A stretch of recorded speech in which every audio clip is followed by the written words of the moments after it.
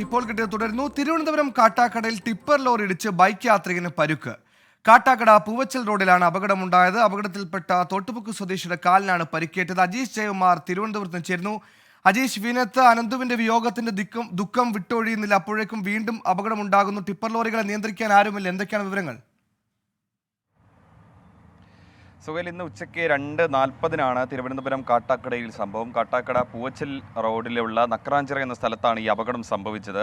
രണ്ട് വാഹനങ്ങളും, ഈ ഒരു പൾസർ ബൈക്കാണ്, ഒപ്പം തന്നെ ഈ ടിപ്പറും കാട്ടാക്കടയിൽ നിന്ന് പൂവച്ചൽ ഭാഗത്തേക്ക് പോവുകയായിരുന്നു. ഇതിനിടയിൽ ഈ ബൈക്കിനെ ഓവർടേക്ക് ചെയ്യാൻ ശ്രമിക്കുന്നതിനിടയിലാണ് ഈ അപകടം സംഭവിച്ചത്. ഈ ബൈക്കുമായി ഈ ടിപ്പർ ലോറി ഏതാണ്ട് 20 മീറ്റർ വലിച്ചിടിച്ച് കൊണ്ടുപോവുകയും ചെയ്തു. പിന്നീട് ഈ കാലിനാണ് ഈ ബൈക്ക് യാത്രക്കാരൻ്റെ തോട്ടുമുക്ക് സ്വദേശിയാണ് അദ്ദേഹത്തിന് പരിക്കേറ്റത്. അദ്ദേഹത്തെ ഉടൻ തന്നെ വിദഗ്ധ ചികിത്സയ്ക്കായി തിരുവനന്തപുരം മെഡിക്കൽ കോളേജിലേക്ക് കൊണ്ടുപോവുകയും ചെയ്തു. ഈ നക്രാഞ്ചിറയ്ക്ക് അടുത്തുള്ള ഓണങ്കോടം എന്ന് പറയുന്നൊരു സ്ഥലമുണ്ട്. ഈ സ്ഥലത്ത് ഒരു മണ്ണെടുപ്പ് നടക്കുകയാണ്. ഇവിടത്തേക്ക് മണ്ണെടുക്കാനായി പോയ ലോറിയാണ് അപകടമുണ്ടാക്കിയത്. കഴിഞ്ഞ 2 ദിവസമായി ഇവിടെ മണ്ണെടുപ്പ് നടക്കുകയാണ്. ഈ ലോറി അമിത വേഗതയിൽ ഇതുവഴി പോകുന്നതായി ശ്രദ്ധയിൽപ്പെട്ടിട്ടുള്ളതായി നാട്ടുകാർ പറയുന്നു. എന്തായാലും തിരുവനന്തപുരം ജില്ലയിൽ തന്നെ ഒരാഴ്ചക്കിടയിൽ ഉണ്ടാകുന്ന 3ാമത്തെ വാഹന അപകടമാണിത്. ഒരാഴ്ച മുന്നേ അനന്തു എന്ന 26-കാരൻ BDS 4ാം വർഷ വിദ്യാർത്ഥിയുടെ ജീവൻ നഷ്ടമായതും ഒരു ടിപ്പർ മൂലമായിരുന്നു. തൊട്ടടുത്ത ദിവസം തന്നെ തിരുവനന്തപുരം പനവളയിലും ഒരു സ്കൂൾ അധ്യാപകൻ്റെ ജീവൻ നഷ്ടമായതും ഒരു ടിപ്പർ അപകടം മൂലമായിരുന്നു.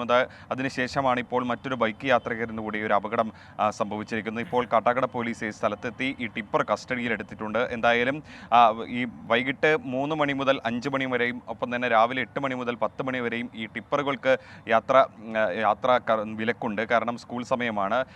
എന്തായാലും പല സമയങ്ങളിലും ഈ നഗരപ്രദേശങ്ങളിൽ ഈ 2 അപകടം ഉണ്ടായ ഒരു പശ്ചാത്തലത്തിൽ മോട്ടോർ വാഹന വകുപ്പ് വ്യാപകമായി പരിശോധനയും അതേപോലെ തന്നെ പരിശോധന നടത്തി വരുന്നുണ്ടായിരുന്നു. ഈ അമിതഭാരം കയറ്റി വരുന്ന ടിപ്പറുകൾക്ക് പിഴയടക്കം ചുമത്തുന്നുണ്ടായിരുന്നു. പക്ഷേ ഇതിപ്പോൾ നടന്നത് തലസ്ഥാന ജില്ലയുടെ ഒരു മലയോര മേഖലയിലാണ്. ഇവിടെ പരിശോധനകൾ കാര്യക്ഷമമല്ലായിരുന്നു എന്നാണ് മനസ്സിലാക്കുന്നത്. എന്തായാലും ഈ ടിപ്പർ ഇപ്പോൾ കസ്റ്റഡിയിലെടുത്തിട്ടുണ്ട്. ഈ പരിക്കേറ്റ യുവാവിൻ്റെ നില ഗുരുതരമായി തുടരുന്നു. കാലിനാണ് കൂടുതൽ പരിക്കേറ്റിട്ടുള്ളത്.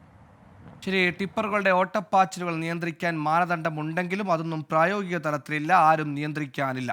ലോകത്തെവിടെയായാലും ഏത് സമയത്തും 24 വാർത്തകളും ഓഗ്മെന്റഡ് റിയാലിറ്റി പാക്കേജുകളും എക്സ്പ്ലെയിനറുകളും വിശദമായി കാണാൻ ഞങ്ങളുടെ YouTube ചാനൽ നിങ്ങൾക്ക് സബ്സ്ക്രൈബ് ചെയ്യാം.